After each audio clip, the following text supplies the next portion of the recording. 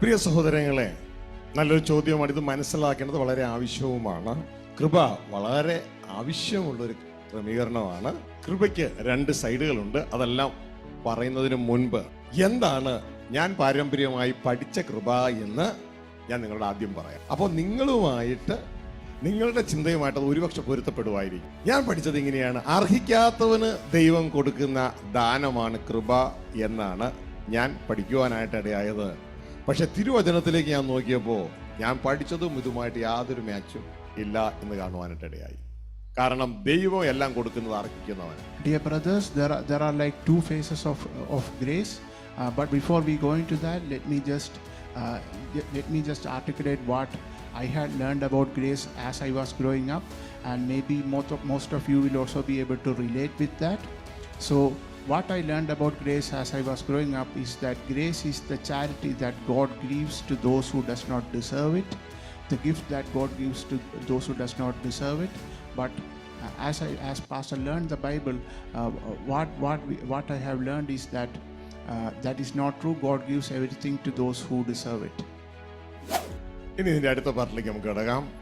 ഇനി ഈ ഗ്രേസിന് രണ്ട് ഭാഗങ്ങളുണ്ട്. കൃപയ്ക്ക് രണ്ട് ഭാഗങ്ങളുണ്ട്. ഒന്ന് ദൈവം ജനറേറ്റ് ചെയ്തു തരുന്നു, രണ്ട് നമ്മൾ ജനറേറ്റ് ചെയ്യേണ്ടത്.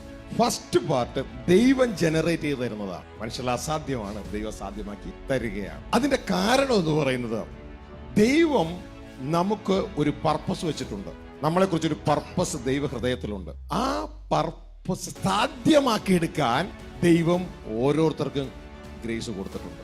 അത് നമ്മളുടെ എന്തെങ്കിലും പ്രാർത്ഥനയോ പ്രവൃത്തി നിമിത്തമല്ല. ദൈവത്തിന്റെ പർപ്പസ് നമ്മളിൽ നിവൃത്തി ആക്കുവാൻ ദൈവം വച്ചിരിക്കുന്ന എനേബിളിംഗ് ആണ്, കഴിവാണ് ആ ഗ്രേസ്. മനസ്സിലായോ? ഹല്ലേലൂയ. രണ്ടാമത്തത് നമുക്ക് പുറകെ പറയാം. ഹല്ലേലൂയ. ഒന്നുകൂടി പറയാം. ദൈവം നമ്മളിൽ വെച്ചിരിക്കുന്ന പർപ്പസ്, ആ പർപ്പസ് നിറവേറ്റിയെടുക്കുവാൻ ഓരോ വ്യക്തികളുടെ ഉള്ളിലും ദൈവം തന്റെ എബിലിറ്റി നിക്ഷേപിച്ചിട്ടുണ്ട്. മനുഷ്യന് സ്വയമേ അത് കഴിയുകയില്ല. എന്നാൽ ദൈവം വെച്ച ഈ എബിലിറ്റി നമുക്ക് അത് സാധ്യമാക്കി തരും. ട്രാൻസ്ലേഷൻ ശേഷം കണ്ടിന്യൂ ചെയ്യാം. So dear brothers, let us move forward. So there are two parts to grace. One of the part is generated by God, and the other part should be generated by us. So the first part of the grace is God saving us.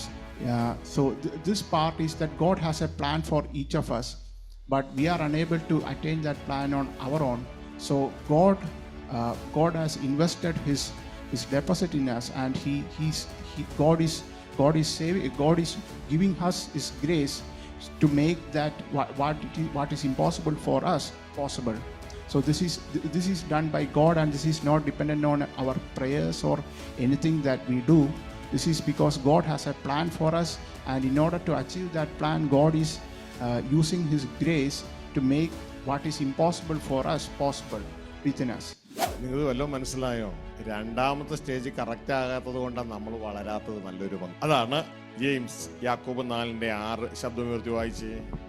അതുകൊണ്ട് ദൈവം നിഗളികളോട് എതിർത്ത് നിൽക്കുകയും താഴ്മയുള്ളവർക്ക് കൃപ നൽകുകയും ചെയ്യുന്നു എന്ന് പറഞ്ഞിരിക്കുന്നു. Hallelujah. ദൈവം നിഗളികളോട് എതിർത്ത് നിൽക്കുന്നു, താഴ്മയുള്ളവർക്ക് എന്ത് കൊടുക്കുന്നു? കൃപ കൊടുക്കുന്നു. അപ്പോ ഇത് പ്രവൃത്തിയിലൂടെ കിട്ടുന്ന കൃപയാണ്.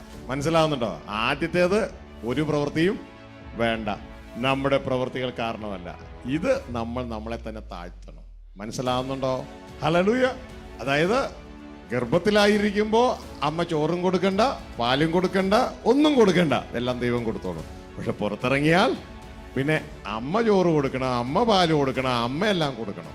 വൃത്തം കിട്ടിയ ഇതേപോലെ ഇതാ നമ്മെ തന്നെ താഴ്ത്തുമ്പോൾ സ്വർഗത്തിലെ ദൈവം നമുക്ക് കൃപ തരും. നമ്മൾ വളരാത്തതിന്റെ കാരണം എന്നറിയാമോ? നല്ലൊരു പങ്കം നാം നമ്മെ തന്നെ ഉയർത്തുന്നവരോട് ദൈവം എന്ത് ചെയ്യും? എതിർത്ത് നിൽക്കും. മനസ്സിലാവുന്നുണ്ടോ? നിഗളികളോട് ദൈവം എതിർത്ത് നിൽക്കും. നമ്മെ തന്നെ താഴ്ത്തിയാൽ ദൈവം അധികം കൃപ നൽകും. എന്താ വളരാത്തെന്നറിയാമോ? വളരുമാറാക്കുന്നത് ചാക്കോ പാസ്റ്റർ അല്ല, വളരുമാറാക്കുന്നത് നിന്റെ പ്രാർത്ഥനയും അല്ല, വളരുമാറാക്കുന്നത് ദൈവമാണ്. അങ്ങനെ ആ ദൈവത്തിന്റെ മുമ്പിൽ തന്നെത്താൻ ഉയർത്തി നിന്നാൽ എൻ്റെ പ്രിയ മോനെ, നീ വളരില്ല, നിന്നെ തന്നെ താഴ്ത്താൻ പഠിക്കുക. ഹല്ലേലൂയ. ദൈവം കൃപ തരും, നീ വളർന്ന് കയറും. Dear brothers, in order to resist the scorching heat of the sun, we should put on roots, and that means we should grow in Christ. And in order to grow in Christ, we should humble ourselves so that we will receive more and more grace from God. The first grace where we attain salvation through Lord Jesus Christ, that grace is free. But the second stage of grace, first grace comes without any work from our hands, without us doing anything to deserve it. But in the second stage, we should humble ourselves, and it is by humbling ourselves that we will be able to attain more and more grace. This is written in James chapter 4 verse 6. But he gives more grace. Therefore he says, God resists the proud, but gives grace to the humble. So dear brothers, we should not be proud. We should humble ourselves in order to receive more and more grace from God.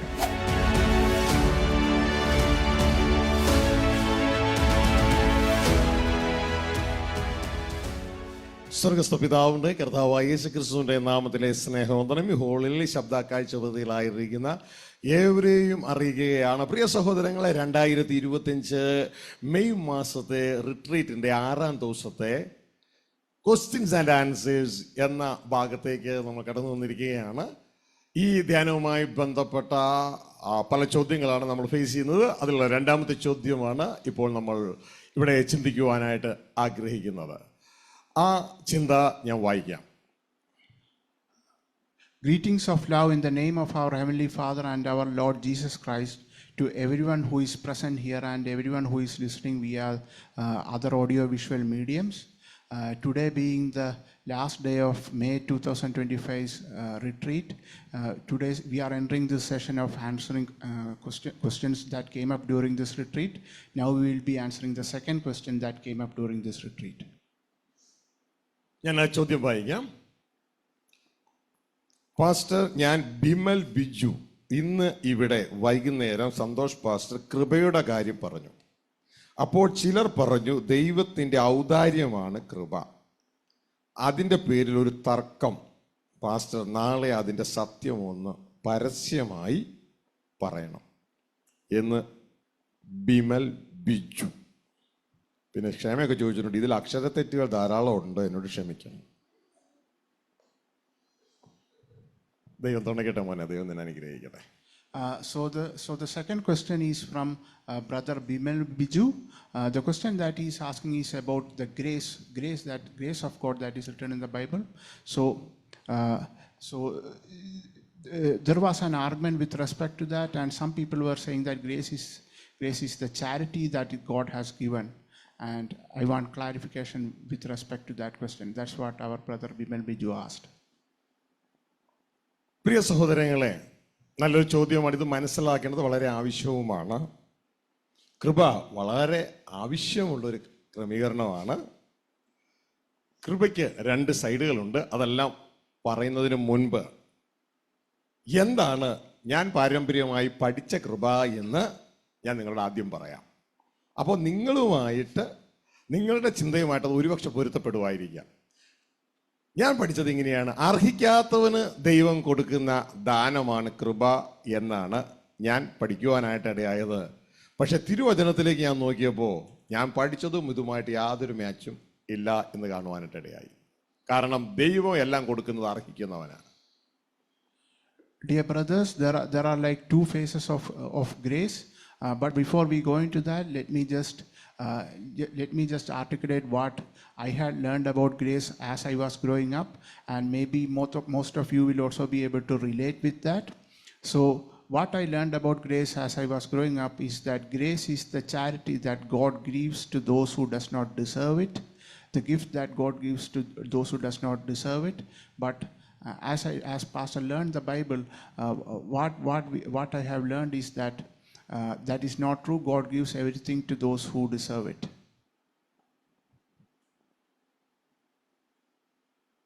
ഞാൻ മത്തായിയുടെ സുവിശേഷം 19ാം അധ്യായം വായിച്ച സമയത്ത് യേശുക്രിസ്തു കൃപയുടെ definition പറയുന്നത് ഞാൻ കേട്ടു. ഇത് കേട്ടപ്പോഴാണ് യഥാർത്ഥത്തിൽ ഇതിന്റെ ആഴങ്ങൾ എനിക്ക് മനസ്സിലാക്കുവാനായിട്ട് ഇടയായത്. മത്തായിയുടെ സുവിശേഷം 19-ാം അധ്യായത്തിൽ യേശുക്രിസ്തു രക്ഷിക്കപ്പെടുന്നതിനെ കുറിച്ച് ശിഷ്യന്മാർ ചോദിച്ചപ്പോ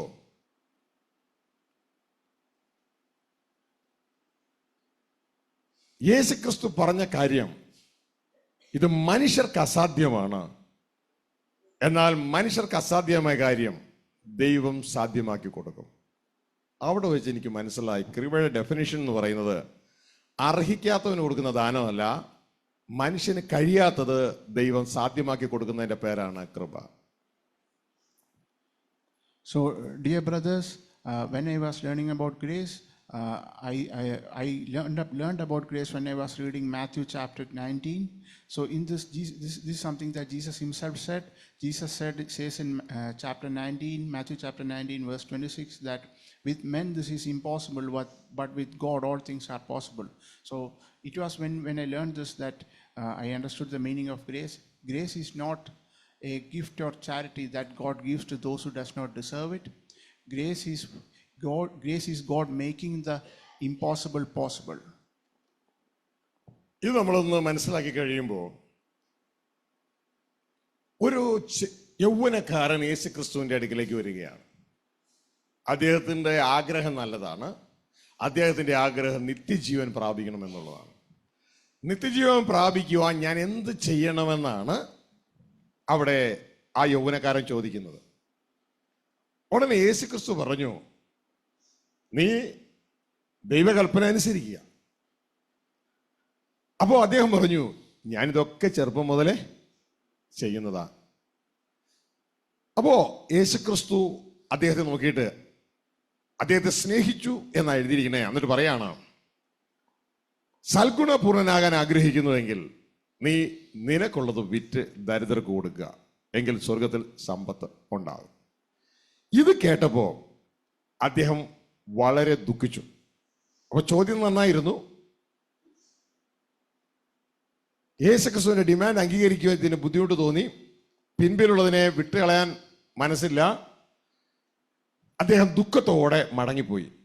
ഇത് കണ്ടപ്പോൾ യേശുക്രിസ്തു പറഞ്ഞു, ധനവാൻ സ്വർഗരാജ്യത്ത് കിടക്കുന്നത് ഒട്ടകം സൂചിക്കൊടയിലൂടെ കടക്കുന്നതിനേക്കാൾ പ്രയാസമാണ്. ഉടനെ ശിഷ്യന്മാർ ചോദിച്ചു, അങ്ങനെയെങ്കിൽ രക്ഷിക്കപ്പെടുവാൻ ആർക്ക് കഴിയും? അങ്ങനെയെങ്കിൽ രക്ഷിക്കപ്പെടുവാൻ ആർക്ക് കഴിയും? എന്തിന് രക്ഷിക്കപ്പെടുവാൻ ആർക്ക് കഴിയും? നിങ്ങൾക്കറിയാമോ നാം രക്ഷിക്കപ്പെട്ടത് എങ്ങനെയാണെന്ന്? കൃപയാലല്ലോ, വിശ്വാസം മൂലം നാം രക്ഷിക്കപ്പെട്ടത്. അങ്ങനെയെങ്കിൽ രക്ഷിക്കപ്പെടുവാൻ ആർക്ക് കഴിയും? യേശു ഉടനെ കൃപയുടെ ഡെഫിനിഷൻ പറഞ്ഞു, അത് മനുഷ്യരല്ല അസാധ്യം, എന്നാൽ ദൈവത്താൽ സാധ്യം. ഇതാണ് കൃപയുടെ ഡെഫിനിഷൻ. മനുഷ്യന് കടക്കാൻ പറ്റില്ല, സ്വയമേ ദൈവം അത് സാധ്യമാക്കി കൊടുക്കും. അല്ലാതെ അർഹിക്കാത്തവനല്ല കൊടുക്കുന്നത്, അർഹിക്കുന്നവനാണ് കൊടുക്കുന്നത്, ദൈവം സാധ്യമാക്കി കൊടുക്കും. Dear brothers, in order to understand what Jesus means here, let us try to understand the context of these verses. The context of these verses is that a young rich man approaches Jesus and he requests to Jesus, what should I do to attain eternal life? So Jesus tells him that you should follow the commandments, and he replies that I have been following the commandments since youth. And then Jesus says, what should I do more? So then Jesus says, if you want to be perfect, then sell everything you have and give it to the poor, and then follow me. And seeing this young man, this rich young man, he was very sad, and he left because that demand from Jesus was not acceptable for him. So it is at this point of time that Jesus says that it is easier for a camel to enter through the eye of a needle than for a rich man to be saved. And at that point of time, the disciples tell Jesus, in that case, how can anyone be saved? Who then can be saved? So remember, brothers, how are we saved? How do we attain salvation? Our salvation is through grace by faith, as we all know. And it is at that point of time when they asked, how can anyone be saved? it is at that point of time that Jesus said that with men this is impossible, but with God all things are possible. So you can see that what Jesus means is that grace does not mean, remember, we are saved through grace. So grace does not mean giving charity, God giving charity to the undeserving. It is God making the impossible possible, and this for the deserving. നമുക്കൊരല്പം അവിടെ നിൽക്കാം, അല്ലെങ്കിൽ എല്ലാവർക്കും മനസ്സിലാകത്തില്ല. Okay, ആ ഭാഗം നമുക്കൊന്ന് വായിക്കാം. ശബ്ദമുയർത്തി മുഴുവൻ വായിക്കേണ്ട. മത്തായിയുടെ സുവിശേഷം 19:24, 25, 26 ഒന്ന് ശബ്ദമുയർത്തി വായിച്ചാട്ടെ. ധനവാൻ ദൈവരാജ്യത്തിൽ കടക്കുന്നതിനേക്കാൾ ഒട്ടകം സൂചിക്കുഴിയിലൂടെ കടക്കുന്നത് എളുപ്പമെന്ന് ഞാൻ നിങ്ങളോട് പറയുന്നു എന്ന് പറഞ്ഞു. അത് കേട്ട് ശിഷ്യന്മാർ ഏറ്റവും വിസ്മയിച്ചു. എന്നാൽ രക്ഷിക്കപ്പെടുവാൻ ആർക്ക് കഴിയും എന്ന് പറഞ്ഞു. യേശു അവരെ നോക്കി, അത് മനുഷ്യർക്ക് അസാധ്യമെങ്കിലും ദൈവത്തിന് സകലവും സാധ്യം എന്ന് പറഞ്ഞു. പ്രിയ സഹോദരങ്ങളെ, ഇത് നിങ്ങൾ വായിച്ചു നോക്കുമ്പോൾ ഇവിടുത്തെ ആ ശിഷ്യന്മാരുടെ ചോദ്യം എന്താ നിങ്ങൾ ശ്രദ്ധിച്ചോ? യേശുവിൻ്റെ ആ സ്റ്റേറ്റ്മെന്റിന് മറുപടിയായി ശിഷ്യന്മാരുടെ ചോദ്യം, അത് കേട്ട് ശിഷ്യന്മാർ ഏറ്റവും വിസ്മയിച്ചു. എന്നാൽ രക്ഷിക്കപ്പെടുവാൻ ആർക്ക് കഴിയും എന്ന് പറഞ്ഞു. മനസ്സിലായോ? അപ്പോൾ അവരുടെ വിഷയം രക്ഷിക്കപ്പെടുക എന്നുള്ളതാണ്. രക്ഷിക്കപ്പെടാൻ ആർക്ക് കഴിയും? ഇനി നമ്മൾ നേരെ എഫേസ്യ ലേഖനം 2-ാം അധ്യായം 8-ാം വാക്യത്തിലേക്ക് പോകുമ്പോൾ നമ്മൾ എങ്ങനെയാണ് രക്ഷിക്കപ്പെട്ടതെന്ന് പറയുന്നുണ്ട്. അവിടെ പറയുന്നത് കൃപയാലാണ് വിശ്വാസം മൂലം നാം രക്ഷിക്കപ്പെട്ടത്. ശിഷ്യന്മാരുടെ ചോദ്യം എന്താണ്? രക്ഷിക്കപ്പെടാൻ ആർക്ക് കഴിയും? മനുഷ്യരുടെ അസാധ്യമാണിത്. കാരണം നിന്റെ ഈ വാക്ക് കേട്ട് കഴിഞ്ഞാൽ ഒരുത്തനും സ്വർഗ്ഗരാജ്യത്തിൽ കയറൂല. അത്രത്തോളം കഠിനമേറിയ വാക്കായി പറഞ്ഞേക്കണേ. അപ്പൊ രക്ഷിക്കപ്പെടുവാൻ ആർക്ക് കഴിയും എന്ന ആ ചോദ്യം, എങ്ങനെയാണ് നമ്മൾ രക്ഷിക്കപ്പെടുന്നത്, അതിന്റെ ഉത്തരം എവിടെ കിടക്കുന്നുണ്ട്? എഫേസ്യ ലേഖനം 2-ാം അധ്യായം 8-ാം വാക്യം. ശബ്ദമുയർത്തി വായിച്ചോളൂ. കൃപയാലല്ലോ നിങ്ങൾ വിശ്വാസം മൂലം രക്ഷിക്കപ്പെട്ടിരിക്കുന്നത്. അപ്പൊ ക്ലിയറാ രക്ഷിക്കപ്പെടാൻ ആർക്ക് കഴിയും? ഇവിടെ പറയുന്നു രക്ഷിക്കപ്പെട്ടിരിക്കുന്നത് എങ്ങനെയാ? കൃപയാലാണ് രക്ഷിക്കപ്പെട്ടിരിക്കുന്നത്. മനസ്സിലായോ? ശരിക്കും അതിന്റെ ഉത്തരം ഈ കിടക്കണേ. ഇനി ഈ ഉത്തരം യേശു അവിടെ എങ്ങനെയാ പറഞ്ഞു നോക്കുക. യേശു പറയാണ്, മനുഷ്യരാൽ അസാധ്യം ദൈവം സാധ്യമാക്കി കൊടുക്കും. അപ്പൊ കൃപയുടെ ഡെഫിനിഷൻ എന്തുവാ? മനുഷ്യരാൽ അസാധ്യം ദൈവം സാധ്യമാക്കി കൊടുക്കുന്നതാണ് കൃപ. മനസ്സിലാവുന്നുണ്ടോ നിങ്ങൾക്ക്? Hallelujah. Go ahead. Dear brothers, in order to understand this properly, let us read the 3 verses, that is Matthew chapter 19, verse 24, 25 and 26, and let us try to explain this more deeply from verse 24. And again I say to you, it is easier for a camel to go through the eye of a needle than for a rich man to enter the kingdom of God. Verse 25, when his disciples heard it, they were greatly astonished, saying, who then can be saved? And verse 26, but Jesus looked at them and said, with men this is impossible, but with God all things are possible. So let us go back to verse 25 and see. We can see that disciples are astonished and they say, who then can be saved? So you can see that what the disciples are focusing is on, how can anyone be saved? And how can anyone be saved?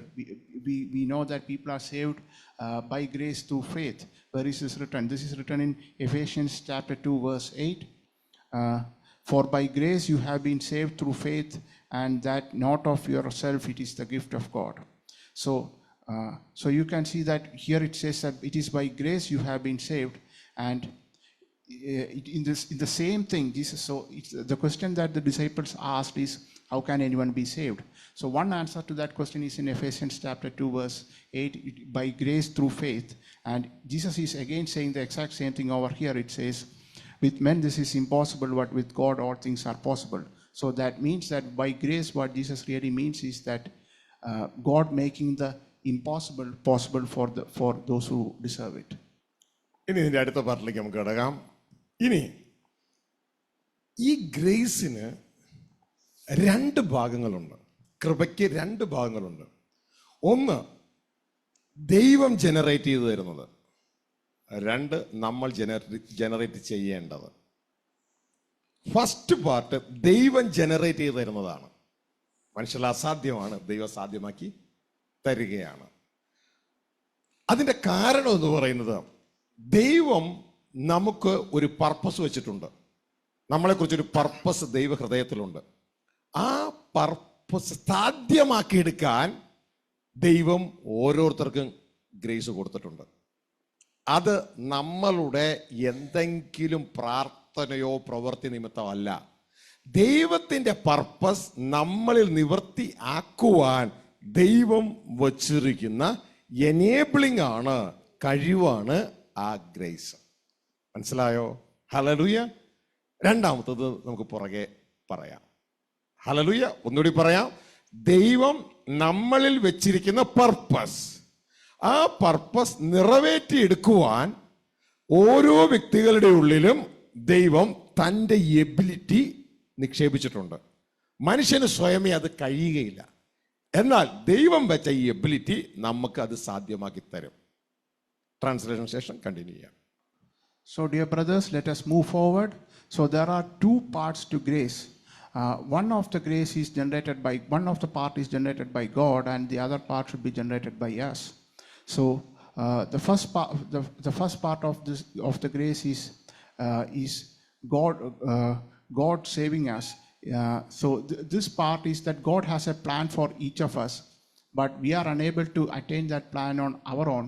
So, God has invested His deposit in us, and God is saving. God is giving us His grace to make that what is impossible for us possible. So this is done by God, and this is not dependent on our prayers or anything that we do.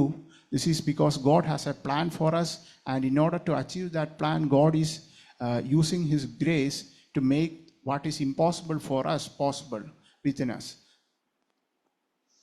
പ്രിയ സഹോദരങ്ങളെ, ഇത് മനസ്സിലാക്കാനായിട്ട് ഒരു ഉപമ, ഒരു illustration ഇവിടെ കൊണ്ടുവരികയാണ്. നിങ്ങൾക്കറിയാം, ഇതൊരു വിത്താണ്. എന്തിൻ്റെ വിത്താണ്? ജാതിക്കായുടെ വിത്താണ്. നെറ്റ്മഗിന്റെ സീഡാണിത്. ഇതേപോലെ നമ്മൾ ഓരോരുത്തരും ഓരോ സീഡുകളാണ്. ഇതൊരു ഫിസിക്കൽ സീഡാണ്. നമ്മൾ ഓരോ മനുഷ്യരും ഒരു സ്പിരിച്വൽ സീഡാണ്. ഇനി ശ്രദ്ധിക്കുക, ഈ വിത്ത് മുളയ്ക്കാൻ നമ്മൾ വളമിട്ട് കൊടുക്കണ്ട.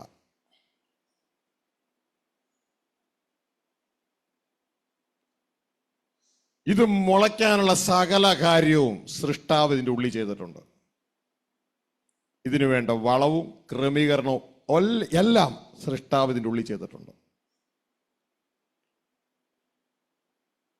ഇത് മുളയ്ക്കണമെങ്കിൽ ഒരു വളവും വേണ്ട, സാഹചര്യം മാത്രം മതി. വിത്ത് മുളപ്പിച്ചിട്ടുള്ളവർക്കറിയാം, സാഹചര്യം മാത്രം മതി. അപ്പൊ നിങ്ങൾ എങ്ങനെ ചോദിക്കും, എങ്ങനെ മുളയ്ക്കും? വളമൊന്നും ഇല്ലല്ലോ. എല്ലാം ഇതിൻ്റെ ഉള്ളിൽ ദൈവം നിക്ഷേപിച്ചിട്ടുണ്ട്.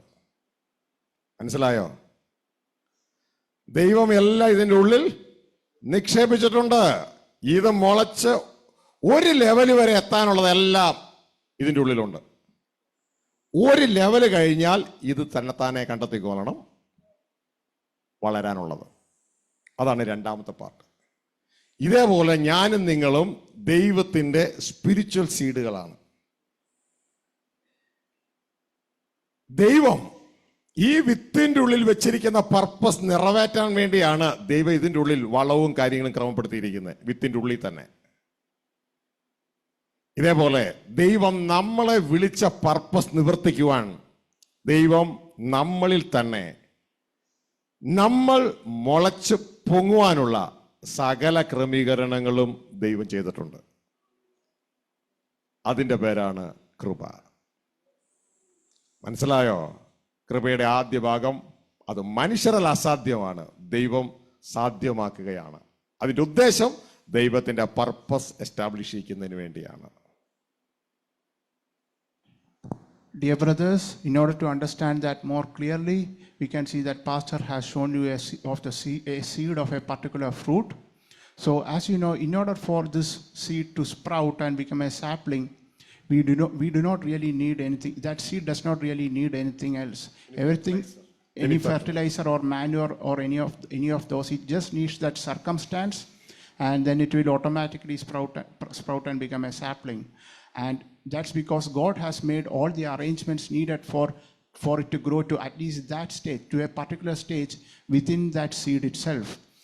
It does not need external manures or external fertilizers. In the same way, we too are seed of God, and in order for us to grow to a particular level, God has made the arrangements within us itself. So as you can see, that seed of that particular plant, after a particular level, it should find the arrangement itself, but till a particular level, God has made the arrangements within that seed itself. In the same way, God has made the arrangements within us itself for his seed to sprout, and that is called grace. നിങ്ങൾക്ക് സ്ക്രീനിൽ ആ stage നിങ്ങൾക്ക് കാണാം. ഓ father V thank you. ഞാൻ സൂമുള്ളവർക്ക് ഷെയറും കൂടി ചെയ്യാൻ ശ്രമിക്കട്ടെ.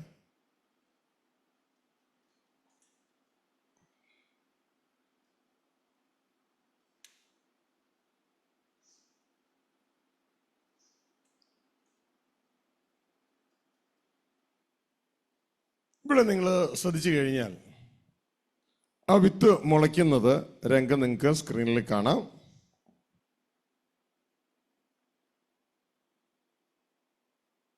Lord, I love you.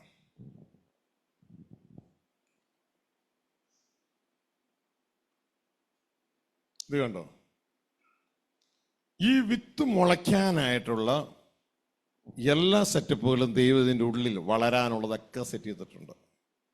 എൻ്റെ വളവും അതിനാവശ്യമായ മോയ്സ്ചർ അല്ലാതെ വെള്ളം ഒക്കെ അതിൻ്റെ ഉള്ളിൽ തന്നെ ദൈവം സെറ്റ് ചെയ്ത് വെച്ചിട്ടുണ്ട്. അതിലൂടെ അത് വളർന്നോളും. ആ ദൈവം വെച്ച വ്യവസ്ഥയാണ്. എന്നാൽ ഒരു ലെവലാകുമ്പോൾ അതിൻ്റെ വേരുകളെല്ലാം പുറത്തേക്ക് വരുന്നു. തുടർന്ന് അത് തന്നെ അതിന് വേണ്ടത് പുറത്തുനിന്ന് കണ്ടെത്തിക്കൊള്ളണം. ഇതിൻ്റെ ഒരു എക്സാമ്പിൾ നമ്മളുടെ ജനനത്തിലും ഭൗതിക ജനനത്തിൽ കാണാം. ഒരു പുരുഷന്റെ ബീജത്തിൽ നിന്ന് ഒരു ബീജവും സ്ത്രീയുടെ അണ്ഡവും തമ്മിൽ കൂടി ചേർന്ന് ഒരു ഭ്രൂണമായി ആ ശിശു വയറ്റിൽ വളരുമ്പോൾ നിങ്ങൾ നോക്കിയാട്ടെ, എല്ലാം ദൈവം തന്നെ വയറ്റിൻ്റെ ഉള്ളിൽ കൊടുക്കുന്നുണ്ട്. 9 മാസവും വേണ്ടതൊക്കെ ദൈവം അവിടെ ക്രമപ്പെടുത്തുന്നുണ്ട്. എന്നാൽ അതിനുശേഷം കുഞ്ഞ് ഗർഭപാത്രത്തിൽ നിന്ന് വെളിയിലിറങ്ങിയാൽ പിന്നെ ആ സപ്ലൈ കട്ടായി സപ്ലൈ പുറത്തുനിന്ന് എടുക്കേണ്ടതായിട്ട് വരും. ഇതേപോലെ തന്നെ ഗ്രേസിനും 2 സൈഡുണ്ട്. ഒന്ന്, ആദ്യമേ ദൈവം നമ്മളുടെ ഒരു പ്രവൃത്തിയും കൂടാതെ നമ്മളെ തൻ്റെ പർപ്പസ് ജനറേറ്റ് ചെയ്യുവാൻ, പർപ്പസ് നിവൃത്തിയാക്കുവാൻ തക്കവണ്ണം നമ്മളെ സ്റ്റാർട്ട് ചെയ്യിപ്പിക്കുന്നു. മനസ്സിലായോ? പിന്നെ രണ്ടാമത്തെ പാർട്ട് എന്ന് പറയുന്നത് നമ്മൾ കണ്ടെത്തണം ഗ്രേസ്. അതാണ് ദൈവത്തിൻ്റെ വചനം പറയുന്നത്. ആദ്യത്തെ പാർട്ട് ഗ്രേസ് കിട്ടുന്നത് മനുഷ്യന്റെ യാതൊരു പ്രവൃത്തിയും കൊണ്ടല്ല. പക്ഷെ രണ്ടാമത്തെ പാർട്ട് ഗ്രേസ് കിട്ടുന്നത് തന്നെത്താൻ താഴ്ത്തുന്നവന് ദൈവം അധികം കൃപ കൊടുക്കും. ഹല്ലേലൂയ. ആദ്യത്തെ പാർട്ട് ദൈവം, അതാണ് രക്ഷിക്കപ്പെടുവാനുള്ള, സ്റ്റാർട്ട് ചെയ്യുവാനുള്ള ഗ്രേസ് നമ്മുടെ ഒരു പ്രവൃത്തിയും കൊണ്ടല്ല. രണ്ടാമത്തേത് നാം നമ്മളെ തന്നെ ദൈവസന്നിധിയിൽ താഴ്ത്തുമ്പോൾ കൃപ, താഴ്മയുള്ളവന് ദൈവം അധികം കൃപ കൊടുക്കുന്നു. Dear brothers, in the screen the pastor has also displayed an illustration of how a seed sprouts into a seedling.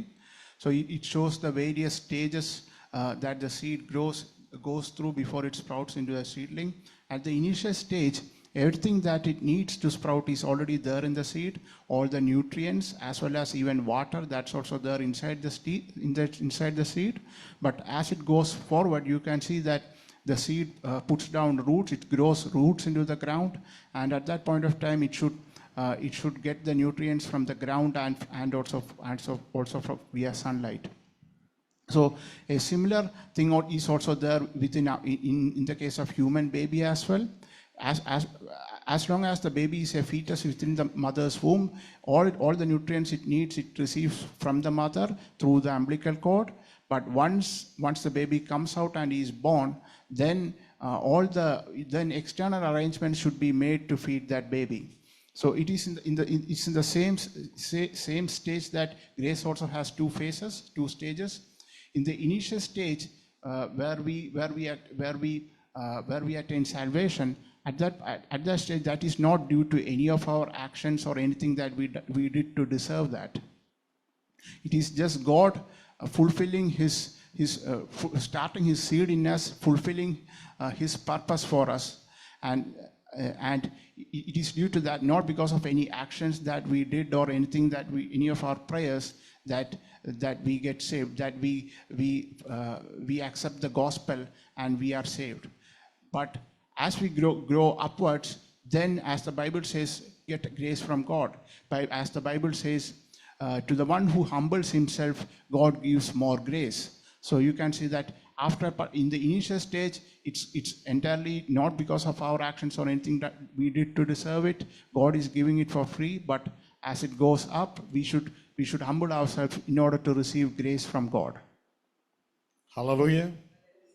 അപ്പൊ ഫസ്റ്റ് പാട്ടെന്ന് പറയുന്നത്, ദൈവത്തിൻ്റെ പർപ്പസ് നമ്മളിൽ നിറവേറുവാൻ ദൈവം നമുക്ക് കഴിയാത്തത് ദൈവം നമ്മളെ സാധ്യമാക്കി തരുന്നതാണ് കൃപ. ആ വചനം നമുക്കൊന്ന് വായിക്കാം. എഫേസ്യ ലേഖനം 2:8 പറയുന്നു, അതിനുവേണ്ടി നാം ഒന്നും ചെയ്യേണ്ട. അവിടെ എഴുതിയിരിക്കുന്നു, കൃപയാലല്ലോ നിങ്ങൾ വിശ്വാസം മൂലം രക്ഷിക്കപ്പെട്ടിരിക്കുന്നത്. ഇനി നോക്കിക്കൊള്ളുക, അതിന് നിങ്ങൾ കാരണം അല്ല. പിന്നെ എന്താണ് കാരണം? ഇതാണ് അന്വേഷിക്കുന്നത്. അതിന് നിങ്ങൾ കാരണം അല്ല, പിന്നെ എന്താണ് കാരണം? അന്വേഷിച്ചിട്ടുണ്ടോ? ദൈവത്തിന്റെ പർപ്പസ് ആണ് കാരണം. മനസ്സിലായോ? ദൈവത്തിന്റെ ഉദ്ദേശം, നമ്മളെക്കുറിച്ചുള്ള ഉദ്ദേശമാണ് അതിന് കാരണം. ആ വേട് അവിടെ കിടക്കുന്നു. 2 തിമോത്തി 1:9 പറയുന്നു, ദൈവത്തിന്റെ പർപ്പസ് ഉള്ളത് കൊണ്ടാണ് നമ്മളുടെ ഒരു പണിയും ഇല്ലാതെ ദൈവം ഈ ഗ്രേസ് നമുക്ക് തന്നിരിക്കുന്നത്. ഹല്ലേലൂയ. ദൈവത്തിന്റെ പർപ്പസ് നിറവേറ്റാൻ വേണ്ടിയാണ്. അതിന് നമ്മൾ കാരണം അല്ല.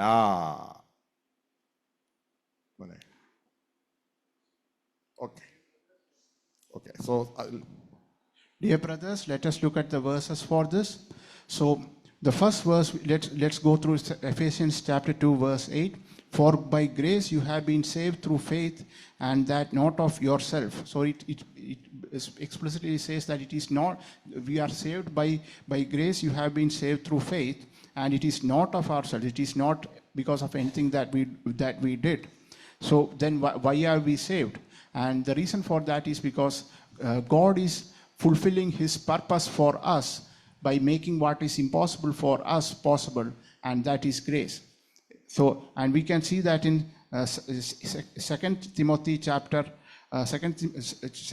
1 verse 9. I didn't read that. നമുക്ക് ആ വേർഡ് വായിക്കാം. അപ്പൊ നിങ്ങൾക്ക് കാണാം, ഈ എഫേസ്യ ലേഖനം 2:8 പറഞ്ഞ അതേ വേർഡ് തന്നെ ഇവിടെ കൊടുത്തിട്ടുണ്ട്. നമ്മുടെ പ്രവൃത്തി നിമിത്തമല്ല. ഇവിടെ എഴുതിയിരിക്കുകയാണ്, അവൻ വെച്ചാൽ ദൈവം നമ്മെ രക്ഷിക്കുകയും വിശുദ്ധ വിളി കൊണ്ട് വിളിക്കുകയും ചെയ്തത്. അപ്പൊ ദൈവം നമ്മളെ രക്ഷിച്ചു. നമ്മളിപ്പോ എല്ലാം രക്ഷിക്കപ്പെട്ടു, അല്ലേ? അതായത് മുളച്ചു, ഒക്കെ മുളച്ചു. നമ്മുടെ പ്രവൃത്തികൾ നിമിത്തമല്ല. എഫേസ്യ ലേഖനത്തിൽ എന്ത് പറഞ്ഞോ അത് തന്നെ ഇവിടെ ആവർത്തിക്കുക. അവിടെയും പറയുന്നു നമ്മുടെ പ്രവൃത്തികൾ കാരണമല്ല, ഇവിടെയും പറയുന്നു നമ്മുടെ പ്രവൃത്തികൾ കാരണമല്ല. അപ്പൊ പിന്നെ എന്താണ് ആ കൃപയുടെ കാരണം? ദൈവം നമ്മൾ ഉദ്ദേശിക്കുന്ന പർപ്പസാ. താഴേക്ക് വായിക്കും, നമുക്കത് കാണാൻ പറ്റും. ശ്രദ്ധിക്കുക, സകല കാലത്തിനു മുൻപേ ക്രിസ്തയേശുവിൽ നമുക്ക് നൽകിയിരിക്കുന്നതും. അപ്പൊ എപ്പോഴാ നൽകിയേ?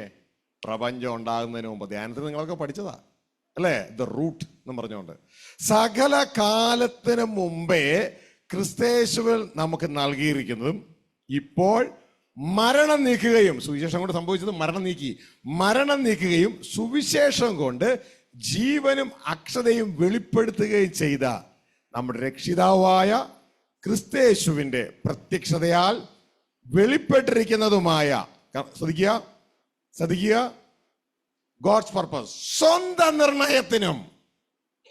ഇതാണ് ദൈവത്തിന്റെ പർപ്പസ്. കൃപ വരുന്ന കൃപ വരുന്നു. കൃപയ്ക്കും ഒത്തവണ്ണം അത്രേ. മനസ്സിലായോ?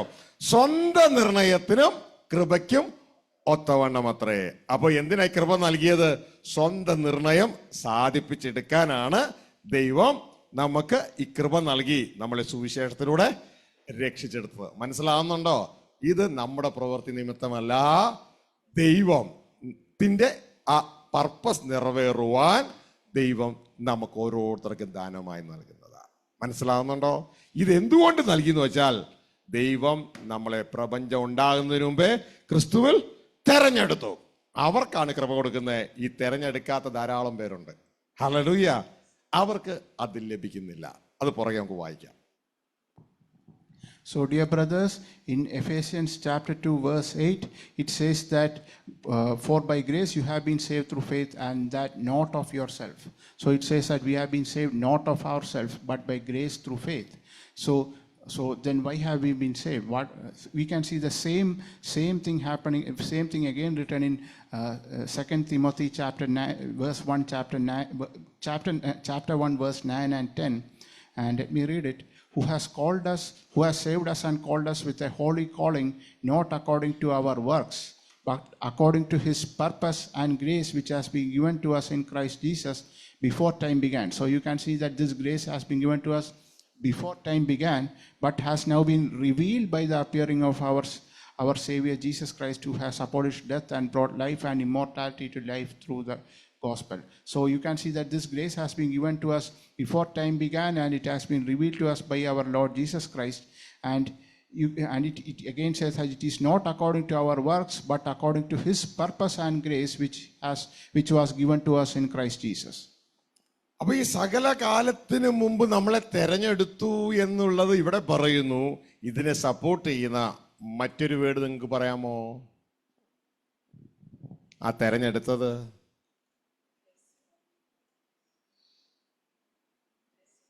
എഫേസ്യ ലേഖനം 1-ാം അധ്യായം അതിൻ്റെ 4-ാം വാക്യം, 5-ാം വാക്യം, 6-ാം വാക്യം വായിച്ചാട്ടെ. നാം തന്റെ സന്നിധിയിൽ വിശുദ്ധരും നിഷ്കളങ്കരും ആകേണ്ടതിന് അവൻ ലോക സ്ഥാപനത്തിനു മുമ്പേ നമ്മെ അവനിൽ തിരഞ്ഞെടുക്കുകയും തിരുഹിതത്തിന്റെ പ്രസാദപ്രകാരം യേശുക്രിസ്തു മുഖാന്തരം നമ്മെ ദത്തെടുക്കേണ്ടതിന് അവൻ പ്രിയനായവനിൽ നമുക്ക് സൗജന്യമായി നൽകിയ തന്റെ കൃപാമഹത്വത്തിന്റെ പുകഴ്ചയ്ക്കായി സ്നേഹത്തിൽ നമ്മെ മുൻ നിയമിക്കുകയും ചെയ്തുവല്ലോ. കണ്ടോ, ഇതാണ് പർപ്പസ്. ദൈവം നമ്മളെ തെരഞ്ഞെടുക്കുകയും മുൻ നിയമിക്കുകയും ചെയ്തു. എപ്പോൾ? പ്രപഞ്ചം ഉണ്ടാകുന്നതിന് മുമ്പ് ക്രിസ്തുവിൽ. ഈ പർപ്പസ് നിവർത്തിച്ചെടുക്കാൻ വേണ്ടിയാണ് ഒരു വിത്തിന്റെ ഉള്ളിൽ അതിൻ്റെ ജെർമിനേഷന് വേണ്ട എല്ലാം ദൈവം സെറ്റ് ചെയ്തിരിക്കുന്നത് പോലെ നമ്മളുടെ ഓരോരുത്തരുടെയും ഉള്ളിൽ ആ ജീവിതത്തിൽ ദൈവത്തിൻ്റെ പർപ്പസ് നിറവേറ്റാനുള്ള ദൈവത്തിൻ്റെ എനേബിളിംഗ് ദൈവം സെറ്റ് ചെയ്തിരിക്കുന്നത്. അതിൻ്റെ പേരാണ് കൃപ. മനുഷ്യരുടെ അസാധ്യം ദൈവം സാധ്യമാക്കി തരിക. Dear brothers, so we can see in 2 Timothy chapter 1, verse 9, verse 10 that grace which has been given to us Christ Jesus in Christ Jesus before time began.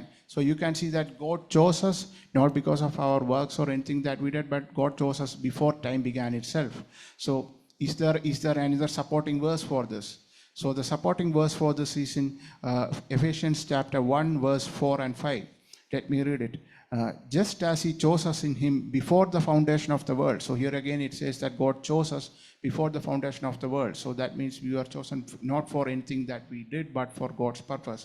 Before the foundation of the world, that we should be holy and without blame before him in love, having predestined us to adoptions as sons by Jesus Christ to himself, according to the good pleasure of his will, to the praise of the glory of his grace, by which he made us accepted in the beloved. So you can see that God chose us not because of anything that we did to deserve it, but God chose us for his purpose before the beginning of the world.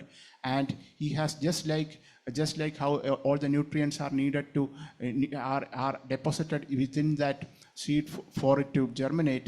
In the same way, God has given the enabling for us in order to make the impossible possible by attaining salvation in Christ Jesus, and that is grace. പ്രിയ സഹോദരങ്ങളെ, ഇനി നിങ്ങൾ ആ first സ്റ്റേജിൽ നിന്ന് second സ്റ്റേജിലേക്ക് പോകണം. Second സ്റ്റേജിലേക്ക് പോകുമ്പോൾ ഇനി നമ്മൾ കണ്ടെത്തിക്കൊള്ളണം. ദൈവത്തിന്റെ ഗ്രേസ് നമ്മൾ കണ്ടെത്തിക്കൊള്ളണം. നിങ്ങൾ ശ്രദ്ധിച്ചു കഴിഞ്ഞാൽ ഇതാ ഈ വിത്ത് മുളയ്ക്കാനുള്ളതെല്ലാം ദൈവത്തിൻ്റെ ഉള്ളിൽ വെച്ചിട്ടുണ്ട്. അതങ്ങ് മുളയ്ക്കും. അതിന് പ്രോപ്പറായിട്ടുള്ള ഒരു ക്ലൈമറ്റ് കിട്ടിയാൽ, സാഹചര്യം കിട്ടിയാൽ അതങ്ങ് മുളയ്ക്കും. ഒരല്പം ഹ്യൂമിഡിറ്റി, അപ്പോൾ തന്നെ ഒരു മോയ്സ്ചർ അറ്റ്മോസ്ഫിയർ കിട്ടിക്കഴിഞ്ഞാൽ ഇതിൻ്റെ ഉള്ളിലെ ജീവൻ ചാടി പുറത്തേക്ക് ഇറങ്ങും. അതിനുള്ള വളവും കാര്യങ്ങളൊക്കെ ദൈവത്തിൻ്റെ ഉള്ളിൽ വെച്ചിട്ടുണ്ട്. അത് ദൈവം ചെയ്തതാ. ഇനി അടുത്തത് ഇത് കണ്ടെത്തിക്കൊള്ളണം. ആ വേര് മുളച്ചില്ലേ, ആ വേര് ആഴത്തിലേക്ക് മണ്ണിലേക്ക് വളരണം. വളർന്നില്ലെങ്കിൽ നിന്റെ കാര്യം പോക്കാം. മനസ്സിലായോ? ഇതാണ് മത്തായിയുടെ സുവിശേഷം 13-ാം അധ്യായത്തിൽ കർത്താവ് പറഞ്ഞത്, പാറമേൽ വീണ വിത്ത്. അത് പെട്ടെന്ന് മുളച്ചു വന്നു. കാരണം അത് ദൈവം വെച്ച വ്യവസ്ഥയാണ്. അത് പെട്ടെന്ന് മുളച്ചു. പക്ഷെ സെക്കൻഡ് സ്റ്റേജ് ഉണ്ടായില്ല. അത് മണ്ണിലേക്ക് ആഴത്ത് വളരാഞ്ഞതുകൊണ്ട്, അത് പാറമേല പോയെ, ആഴത്ത് വളരാഞ്ഞതുകൊണ്ട് അത് വാടി താഴേക്ക് പോയി. മനസ്സിലായോ? ഇതേപോലെ തന്നെ യേശു ക്രിസ്തുവിനെ കർത്താവും രക്ഷിതാവും ആയി സ്വീകരിച്ച് നാം രക്ഷിക്കപ്പെട്ടു, സൗജന്യമായി നാം രക്ഷിക്കപ്പെട്ടു. പക്ഷേ തുടർന്ന് ക്രിസ്തുവിന്റെ മനസ്സ് തന്നെത്താൻ താഴ്ത്തുവാനുള്ള, തന്നെത്താൻ ഒഴിക്കുവാനുള്ള ആ മനസ്സ് നമുക്കില്ല എങ്കിൽ അടുത്ത നിമിഷം നാം വാടിപ്പോകും, വളരില്ല. പക്ഷെ നാം പോലും അറിയില്ല, ഏതെങ്കിലും പള്ളിയിൽ രജിസ്റ്ററിൽ പേരുള്ളത് കൊണ്ട് ഞാൻ വീണ്ടും ജനിച്ചവനാ എന്ന് പറഞ്ഞ് നടന്ന് ക്രിസ്തുവിന് അവനൊരു അപമാനമായി മാറും. പകരം ക്രിസ്തുവെ പോലെ തന്നെത്താൻ താഴ്ത്തുന്നുവെങ്കിൽ, തന്നെത്താൻ ഒഴിക്കുന്നുവെങ്കിൽ, ഇതാ ദൈവത്തിന്റെ കൃപ അധികമായി നമ്മളിലേക്ക് വരും. ദൈവത്തിന്റെ വചനം പറയുന്നു, തന്നെത്താൻ താഴ്ത്തുന്നവന് ദൈവം അധികം കൃപ കൊടുക്കുന്നു. അതുകൊണ്ട് ഇതാ ആ സെക്കൻഡ് സ്റ്റേജ്, നമ്മൾ ദൈവത്തിന്റെ കൃപ പ്രാപിപ്പാൻ, നമ്മളെ തന്നെ താഴ്ത്തുവാൻ ക്രിസ്തുവിന്റെ മനോഭാവമുള്ളവരായിരിക്കുക. Dear brothers, now let us move on to the second stage of grace. So you can see that in the first stage of grace, all the nutrients needed for that seed to sprout are within that seed itself. So it just needs an appropriate climate, maybe a little moisture in the atmosphere, and it will sprout on its own. But that nutrients that is deposited is enough to carry it to maybe grow a little bit, but before long, if it does not put down roots deep into the ground, it won't be able to find nutrients, because before long it has to find the nutrients to continue to grow. The nutrients within the seed allows it to grow only a little. So after that, it has to put down roots deep into the ground and to find nutrients from the ground. We can see that a similar situation we can see in Matthew chapter 13, where Jesus is telling the parable of the sower, where Jesus speaks about seed that was sown on the rocks without much soil there. It sprouts up immediately because that much grace is there within the seed itself. But before long, it withers away because it has not put down its roots. When the sun comes up, it withers away because it has not put down its root. In the same way, we should also, we are saved not due to anything that we did. We are saved by grace from God. But after that, we should try to grow in God. And to do that, we should have the attitude of Jesus, wherein we humble ourselves and we empty ourselves and follow God's will in our life. And if we don't do that, then we will wither and we won't even know, because we will think that just because our name is in some church's register, we will be saved. But no, that is not enough. We have to put down root and grow, and in order to do that, we should have the same attitude of our Lord Jesus Christ. We should humble ourselves and empty ourselves to follow God's will. Hallelujah. ഇതാ മത്തായി 13:5 നമ്മൾ വായിക്കുമ്പോൾ അവിടെ 5-6 എഴുതിയിരിക്കുകയാണ്. Sister ഒന്ന് വായിച്ചേ, അത് കറക്റ്റായിട്ട് നിങ്ങൾക്ക് കാണാൻ പറ്റും. വായിക്കുക. ചിലത് പാറ സ്ഥലത്ത് ഏറെ മണ്ണില്ലാത്ത ഇടത്ത് വീണു, മണ്ണിന് താഴ്ചയില്ലായികയാൽ ക്ഷണത്തിൽ മുളച്ചു വന്നു. ശ്രദ്ധിച്ചേ, ക്ഷണത്തിൽ എന്ത് ചെയ്തു? മുളച്ചു വന്നു. അതിനാരും വളമൊന്നും ഇട്ട് കൊടുത്തില്ല, ക്ഷണത്തിൽ മുളച്ചു വന്നു. ഇനി വളം എടുക്കണമെങ്കിൽ വേറെ ആഴത്തിലേക്ക് ചെല്ലണം, ഇങ്ങനെ വളം എടുക്കുള്ളൂ, സെക്കൻഡ് സ്റ്റേജിലേക്ക് പോവുള്ളൂ.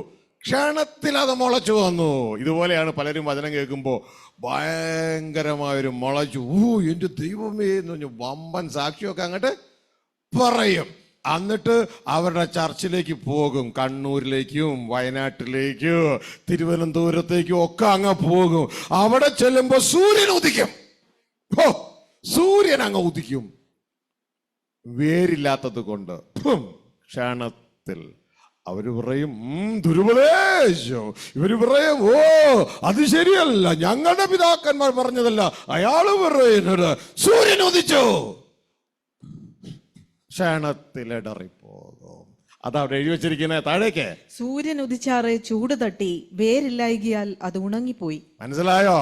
വേരില്ലായികയാൽ ഉണങ്ങിപ്പോയി. വേര് വേണോ എന്റെ പ്രിയ കുഞ്ഞേ? ക്രിസ്തുവിന്റെ മനോഭാവം വേണം. ഇതാണ് ഫിലിപ്പിയർ 2:5 പറയുന്നത്.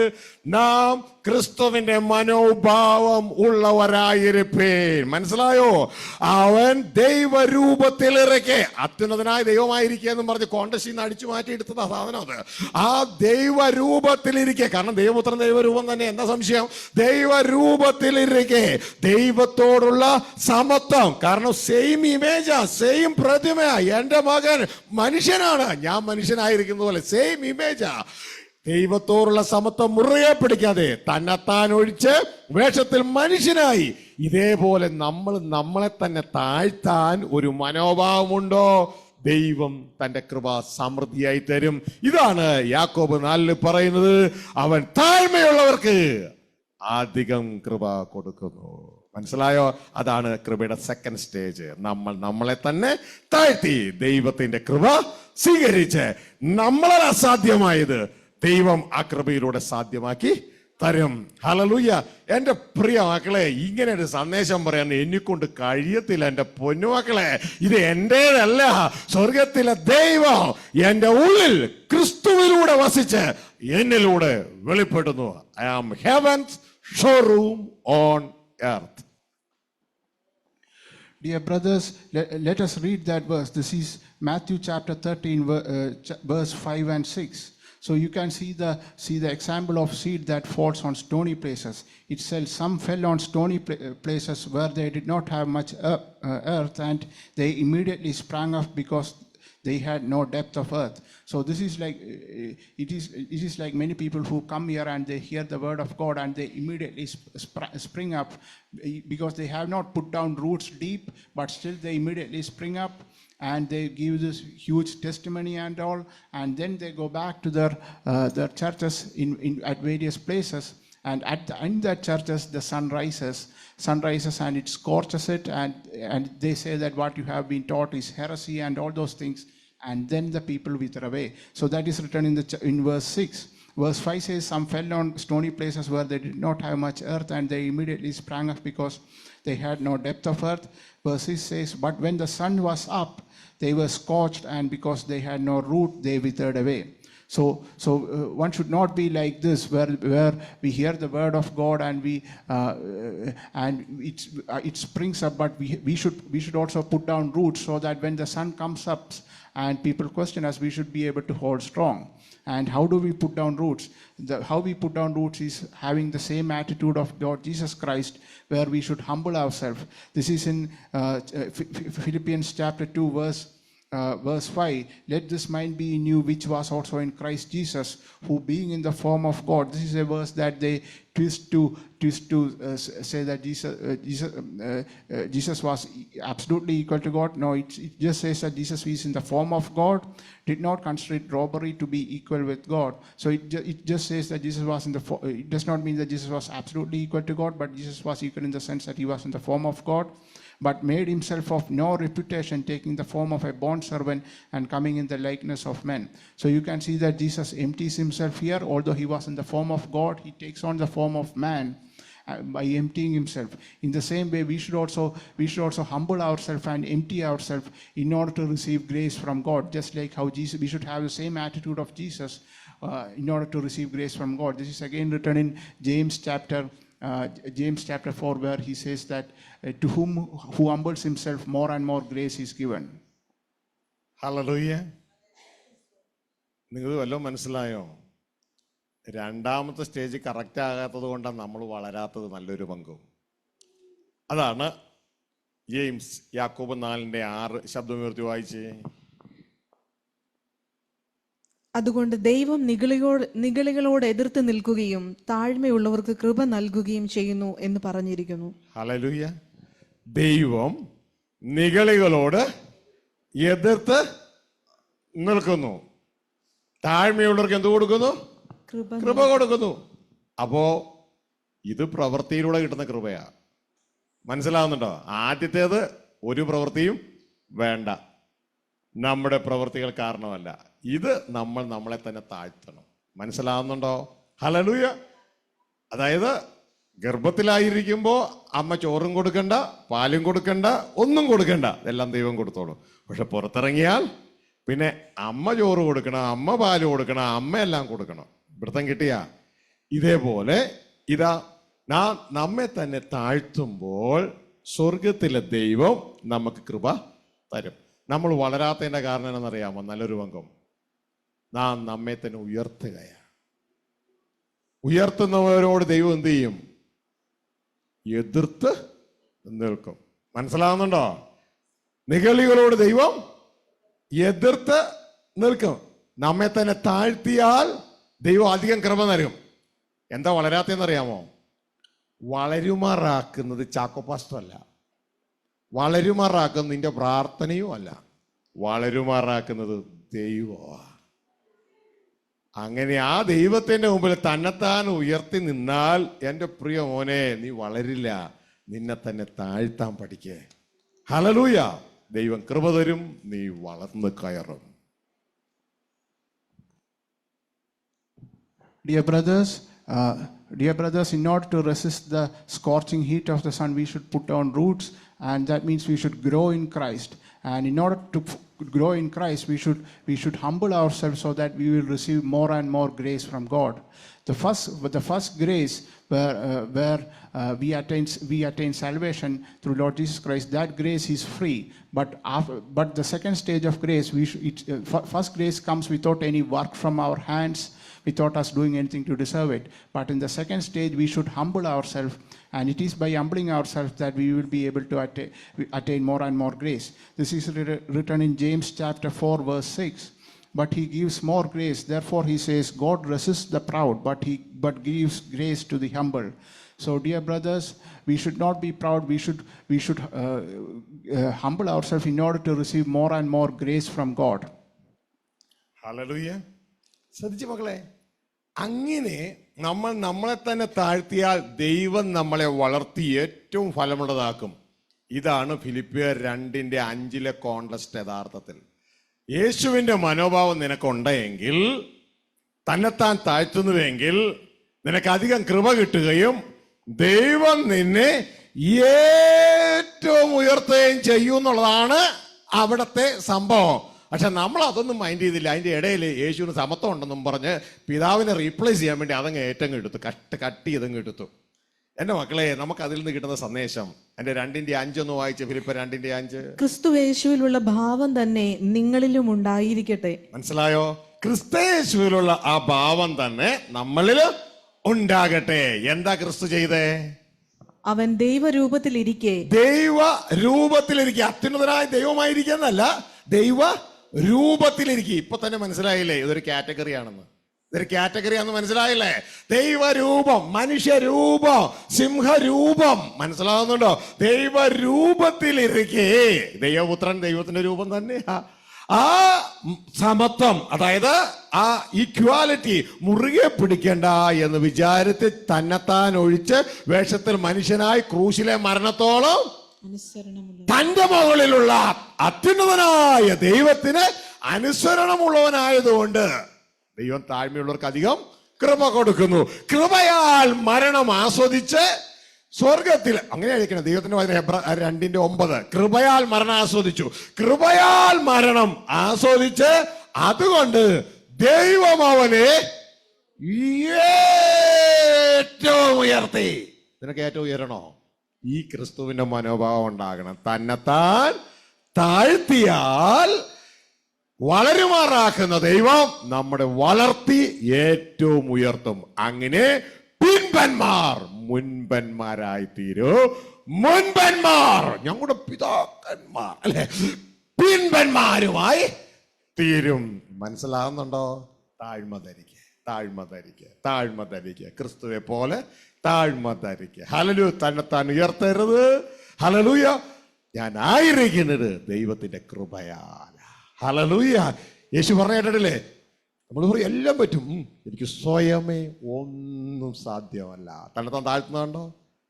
എൻ്റെ പിതാവ് എന്ത് പറയുന്നു അത് ഞാൻ പറയുന്നു, എന്ത് ചെയ്യുന്നു അത് ഞാൻ ചെയ്യുന്നു. ഈ ഒരു മനോഭാവം നമുക്കുണ്ടാകട്ടെ. Hallelujah.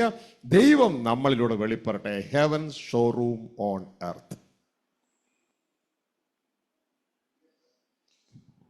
Dear brothers, we should humble ourselves in order to receive grace from God, because it is God that makes us grow and not man. So we should have the same attitude of Jesus. This is we can see that if we humble ourselves, God will exalt us more and more.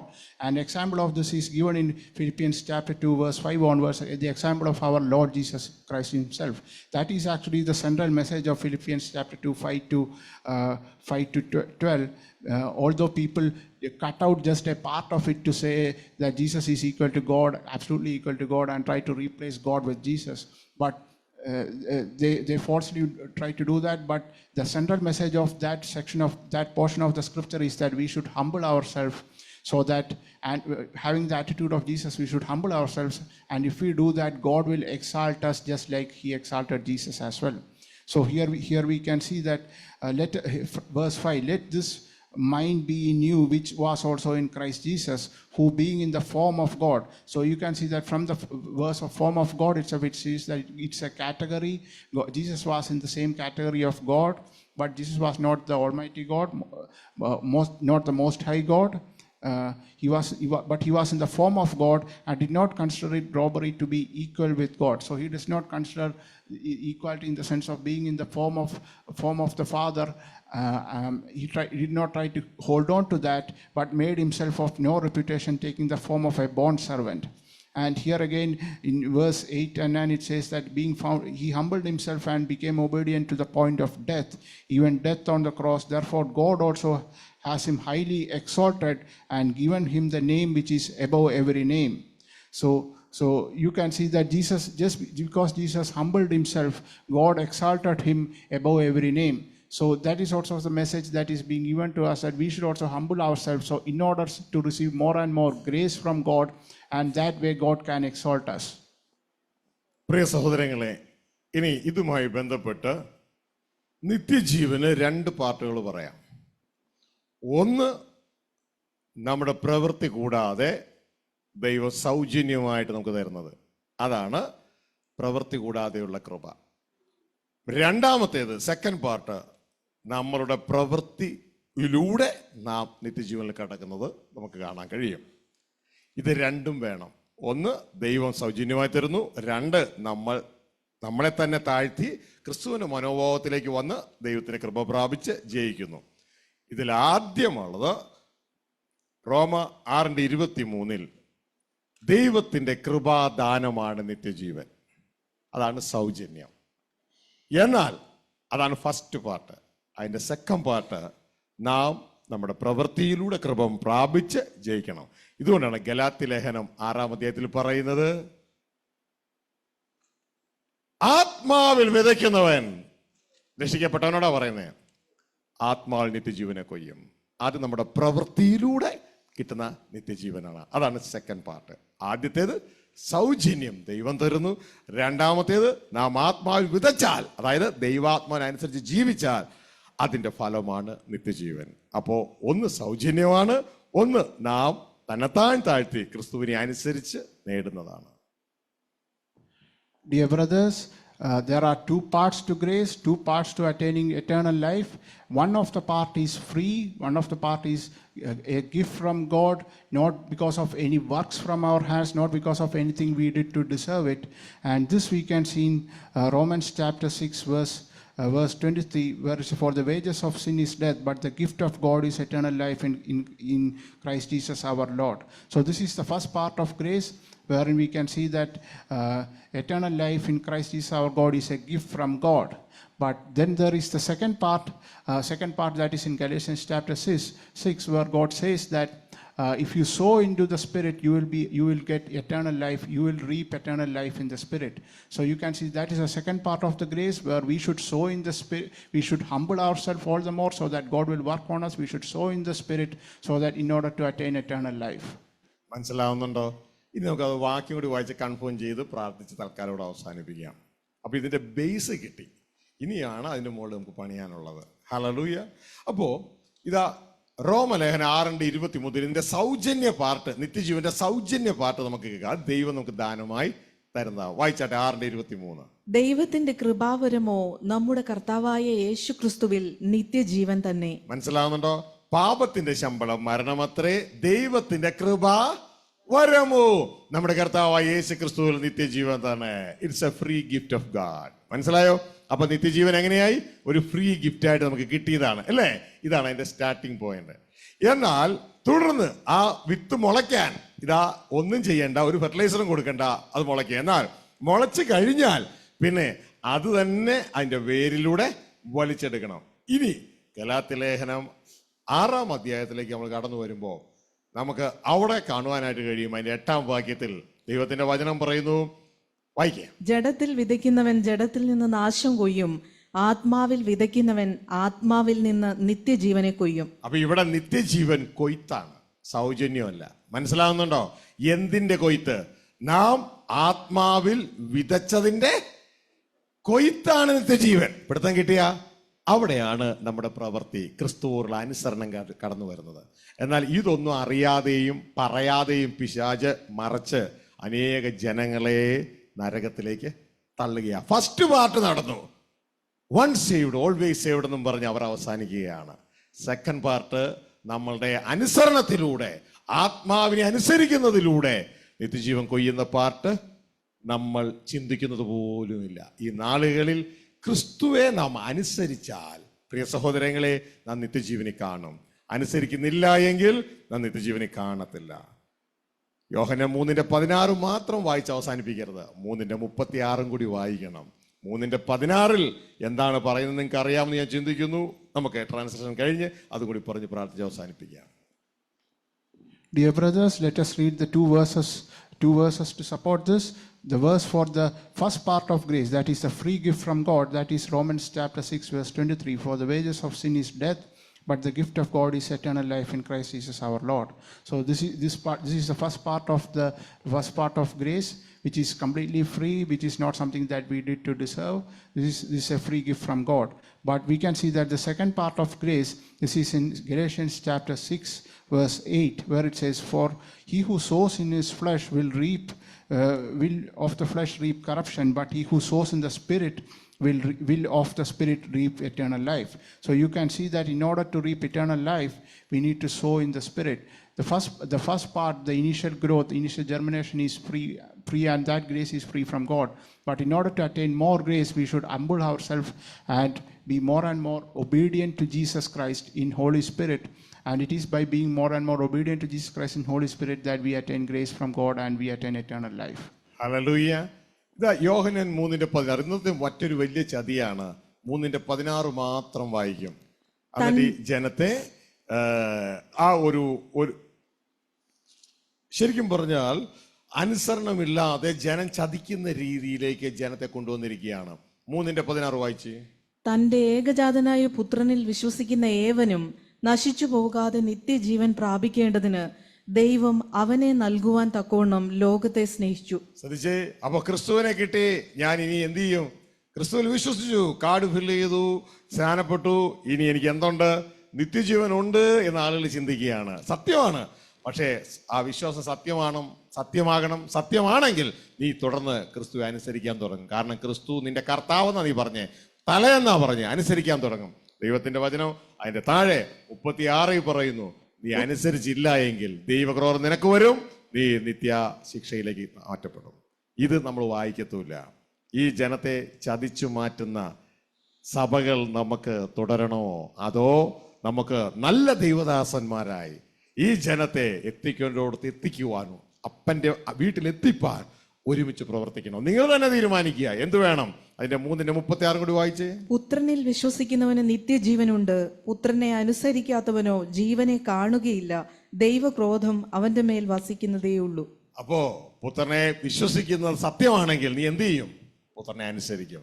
പുത്രനെ അനുസരിക്കാത്തവനിൽ അവൻ ജീവനിൽ കാണത്തില്ല, ദൈവക്രോധം അവന്റെ മേലെയുള്ളൂ. വിശ്വസിച്ചു, സൗജന്യമായി നമ്മൾ പ്രവേശിച്ചു, തുടർന്ന് എന്ത് ചെയ്യണം? പുത്രനെ അനുസരിക്കണം. അതിന്റെ പേരാണ് ആത്മാവിൽ വിതയ്ക്കുക. മനസ്സിലായോ? ആത്മാവ് വിതയ്ക്കുന്നവൻ നിത്യജീവനെ കൊയ്യും. പുത്രൻ നമ്മൾ സംസാരിക്കുന്നത് ദൈവത്തിന്റെ ആത്മാവിലൂടെയാണ്. അതാണ് നാം നേരത്തെ പറഞ്ഞ ത്രിയേക ആ working method, Emmanuel working method. അത് സ്വർഗസ്ഥ പിതാവിലല്ല, അത് ക്രിസ്തു യേശുവിലാണ്. ഇത് മനസ്സിലാക്കി യേശു ക്രിസ്തു പറഞ്ഞു, പിതാവ് എന്നിൽ വസിച്ച് എന്നിലൂടെ പ്രവർത്തിക്കുന്നു. എങ്ങനെ? തൻ്റെ ആത്മാവിലൂടെ. അങ്ങനെ സ്വർഗത്തിലെ ദൈവം തൻ്റെ ആത്മാവിലൂടെ തൻ്റെ പുത്രനിൽ പ്രവർത്തിക്കുന്നു. പിതാവ് പുത്രനിൽ ആത്മാവിലൂടെ പ്രവർത്തിക്കുന്നു. ഇതാണ് പിതാവ് പുത്ര പരിശുദ്ധാത്മാവിന്റെ പ്രവർത്തനം. ദൈവം ഏകനാണ്. ദൈവപുത്രനായ ക്രിസ്തുവിലൂടെയുള്ള തൻ്റെ പ്രവർത്തനം ത്രിയേകമാണ്. ഇത് മനസ്സിലാക്കിയാൽ കാര്യം ക്ലിയറായി. അതുകൊണ്ട് ക്രിസ്തുവിലുള്ള അതേ പ്രവർത്തനമാണ് നമ്മളിലും വരേണ്ടത്. കാരണം ആ ക്രിസ്തുവെ പോലെ ആകുവാൻ സ്വർഗത്തിലെ ദൈവം നമ്മളെയും നിയമിച്ച് ആക്കിയിരിക്കുന്നു. മനസ്സിലാക്കുക. ഈ വചനത്തിലൂടെ ദൈവം നിങ്ങളേവരെയും അനുഗ്രഹിക്കട്ടെ. Dear brothers, so normally people speak about John chapter 3 verse 16, but they don't speak about John chapter 3 verse 36. So in the verse 16 it says, "For God so loved the world that he gave us his only begotten Son, that whoever believes in him should not perish but have everlasting life." So this is true. And but once a person believes and attains salvation, they say that once saved, always saved, and you don't really have to do anything else. So if you go like that, then that is not enough, because in verse 36 it says, he that believeth on the Son hath eternal life, but he that obeyeth not the Son shall not see life, but the wrath of God abideth on him. So once we have believed in Lord Jesus Christ, remember we have believed and proclaimed him as our Lord and Savior, and we should also obey him. And only by obeying him that we will be able to attain everlasting life. We should obey him through the Holy Spirit, and that is what we should do. It means by sowing in our spirit. And remember, dear brothers, just like this is also what we mentioned by the Emmanuel technology, where in Jesus you can see that the will of God through the Holy Spirit is working in Jesus, so that Jesus manifests the Heavenly Father. And we should also try to do the same. We should also try to do the same. We should also emulate our Lord Jesus. കണ്ണുകളടയ്ക്കാം, പ്രാർത്ഥിക്കാം. കേട്ട വചനത്തിന് മുമ്പാകെ നമുക്ക് നമ്മളെ തന്നെ റെസ്പെക്റ്റോടുകൂടെ ദൈവത്തോടുള്ള ബഹുമാനത്തോടെ ആയിരിക്കുന്ന സ്ഥലങ്ങളിൽ എഴുന്നേൽക്കാം. മറവിടങ്ങളിലെ ഗുപ്തനിധികൾ സ്വർഗത്തിലെ ദൈവം നമുക്ക് പറഞ്ഞു തരികയാണ്. കണ്ണുകളടയ്ക്കാം. ഞാൻ സംസാരിച്ചുകൊണ്ടിരിക്കുമ്പോൾ തന്നെ എൻ്റെ ഹൃദയത്തിൽ ദൈവത്തോട് പറയുന്നു, എൻ്റെ അപ്പ ഇതൊക്കെ വെളിപ്പെടുത്തി തരാൻ എന്ത് യോഗ്യതയാവുള്ളേ. നാം നമ്മെ തന്നെ ദൈവസന്ധിയെ താഴ്ത്തുമ്പോൾ ദൈവത്തിൻ്റെ കൃപ അധികമായി നമ്മളിലേക്ക് പകരപ്പെടുന്നു. വളരുമാറാക്കുന്നത് ദൈവമാണ്. മനുഷ്യന് നടാം, നനയ്ക്കാം. പൗലോസ് നട്ടു, അപ്പോളോസ് നനച്ചു. ദൈവമത്രേ വളരുമാറാക്കുന്ന ദൈവത്തിൻ്റെ മുൻപിൽ നമുക്ക് നമ്മളെ തന്നെ താഴ്ത്താം. തന്നെ താഴ്ത്തുന്നവനും ഉയർത്തപ്പെടും. അവൻ ഫലമായി മാറും. യേശു ഫലമായി മാറിയതുപോലെ ആ യേശു ക്രിസ്തു നമ്മുടെ മുമ്പിൽ നല്ലൊരു മാതൃകയായി. He's our forerunner. നമുക്ക് മുൻപേ ഓടിയവൻ. ആ യേശുവിനെ അനുഗമിച്ചുകൊണ്ട്, യേശുവെ അനുസരിച്ചുകൊണ്ട് നമുക്കും നമ്മുടെ അപ്പൻ്റെ ഭവനത്തിലേക്ക് യാത്രയാകാം.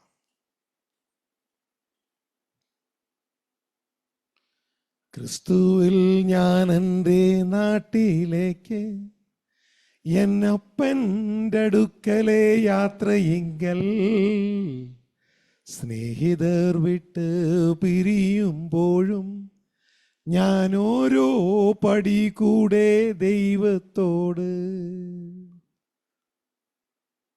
ക്രിസ്തുവിൽ ദൈവത്തോടടുപ്പാൻ നമുക്ക് നമ്മളെ തന്നെ ഏൽപ്പിക്കാം. ഞങ്ങളുടെ സ്വർഗസ്ഥ പിതാവേ, നന്ദിയോടെ സ്തോത്രം. ഇതിനൊന്നും ഞങ്ങൾ യാതൊരു യോഗ്യതയും ഉള്ളവരല്ല. അങ്ങയുടെ കരുണയാണ്, അങ്ങയുടെ കൃപയാണ്. 2 ചോദ്യങ്ങൾക്കും അങ്ങ് നല്ല രീതിയിൽ ഉത്തരം തന്നതിനായി ഞങ്ങൾ അങ്ങേക്ക് സ്തോത്രം ചെയ്യുന്നു. ഞങ്ങളുടെ കർത്താവേ, ഞങ്ങളുടെ ക്രിസ്തുവേ, ഞങ്ങളുടെ നായിക, ഞങ്ങളെ നയിച്ചാട്ടെ. ഇതാ ഞങ്ങൾ അങ്ങയുടെ കരങ്ങളിലിരിക്കുന്നു. അങ്ങനെ ചെയ്യുന്നതിനായി നന്ദി. ഈ ഹോളിൽ ശബ്ദ കാഴ്ച പ്രതിയിൽ ഇപ്പോഴും തുറന്ന് ശ്രവിക്കുന്ന എല്ലാ മക്കളെ അങ്ങയുടെ കരങ്ങളിൽ ഏൽപ്പിക്കുന്നു. പ്രിയ നല്ല പിതാവേ, ആ ക്രിസ്തുവിൻ്റെ അതേ മനോഭാവം ഞങ്ങളിലും ഉണ്ടാകുവാൻ, ഞങ്ങൾ ക്രിസ്തുവിൽ അങ്ങുമായി ഒന്നായി തീരുവാൻ ഞങ്ങളെ തന്നെ സമർപ്പിക്കുന്നു. കൂടി വന്നിരിക്കുന്നവരുടെ ജീവിതത്തിലെ എല്ലാ ആവശ്യങ്ങളിലും അങ്ങ് കൂട്ടായിരിക്കണേ. അങ്ങയുടെ സമാധാനം, അങ്ങയുടെ ജീവൻ ഈ മക്കളുടെ മേൽ കൽപ്പിക്കുന്നു. ഇവർ നിത്യം ഒരു അനുഗ്രഹമായി തീരട്ടെ. സർവ്വമഹത്വം ഞങ്ങൾ അങ്ങേക്ക് തരുന്ന രോഗികൾക്ക് വേണ്ടി പ്രാർത്ഥിക്കുന്നു. യേശുക്രിസ്തുവിന്റെ അധികാരമുള്ള നാമത്തിൽ ഇപ്പോൾ ഈ മക്കൾ ആരെല്ലാം വിശ്വസിക്കുന്നുവോ അവരുടെ ജീവിതത്തിൽ ദൈവത്തിന്റെ സൗഖ്യം വെളിപ്പെടട്ടെ. സൗഖ്യം വെളിപ്പെടട്ടെ.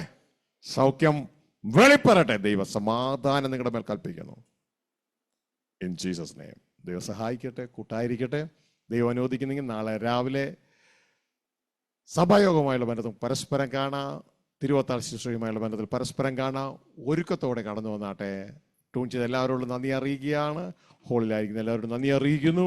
ദൈവം സഹായിക്കട്ടെ, കൂട്ടായിരിക്കട്ടെ. Thank you very much. Praise the Lord.